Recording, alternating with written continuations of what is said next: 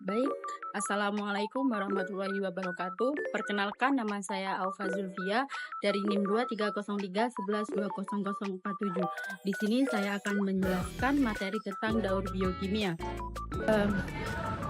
Di sini daur biokimia yaitu siklus perputaran unsur-unsur kimia seperti karbon, nitrogen, fosfor, dan lain-lain. Nah, melalui komponen abiotik seperti tanah, air, udara, dan biotik seperti makhluk hidup dalam ekosistem. Adapun tujuan daur biokimia yaitu 1. Memastikan ketersediaan bahan-bahan penting bagi kehidupan di bumi. Yang kedua, menjaga keseimbangan ekosistem. Proses daur biokimia itu memastikan keseimbangan dalam ekosistem dengan mendaur ulang bahan-bahan yang digunakan oleh makhluk hidup sehingga ekosistem dapat berfungsi secara stabil. Yang selanjutnya itu ada komponen daur biogeokimia.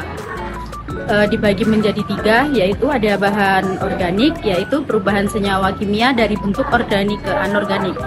Yang kedua itu bahan anorganik, yaitu unsur-unsur kimia yang ada di lingkungan seperti karbon, nitrogen, fosfor, dan sulfur.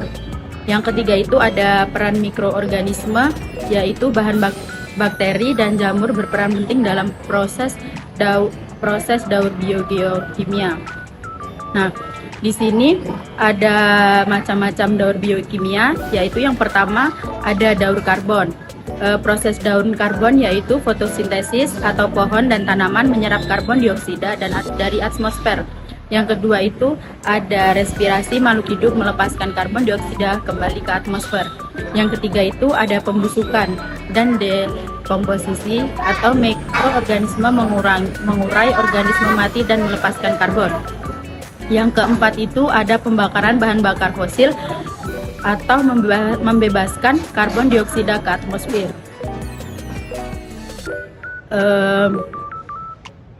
Yang selanjutnya ada daur nitrogen.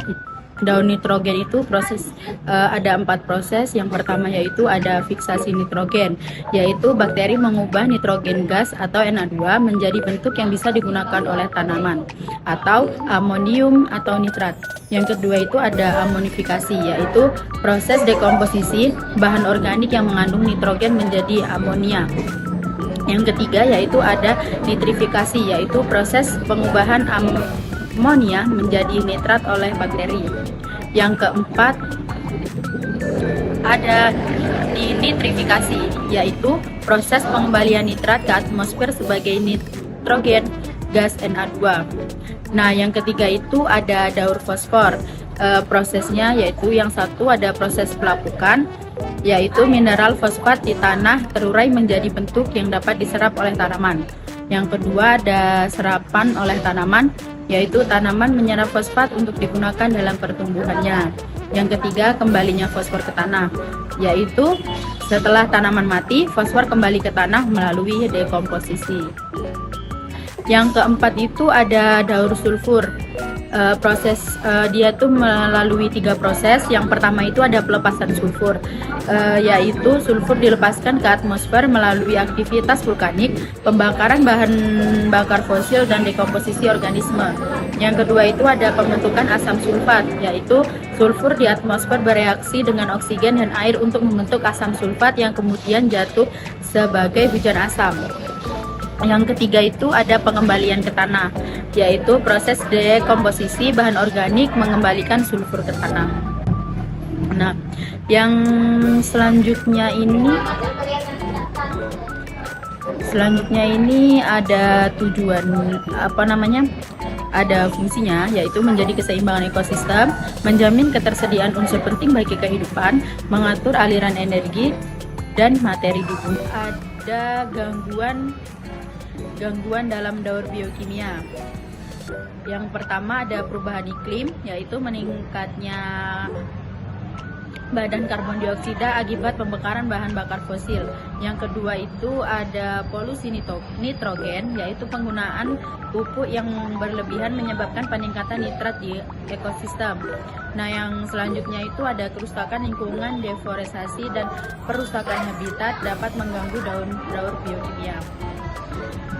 Di sini saya akan menyampaikan kesimpulan dari materi daur biogeokimia, yaitu setiap daur biogeokimia itu berperan penting dalam menjaga keseimbangan ekosistem dan memastikan ketersediaan unsur-unsur vital bagi kehidupan di bumi. Proses-proses ini saling terkait dan berfungsi dalam mendukung kelangsungan hidup makhluk hidup di seluruh dunia. Cukup sekian materi dari saya. Wabillahi taufik. Wassalamualaikum warahmatullahi wabarakatuh.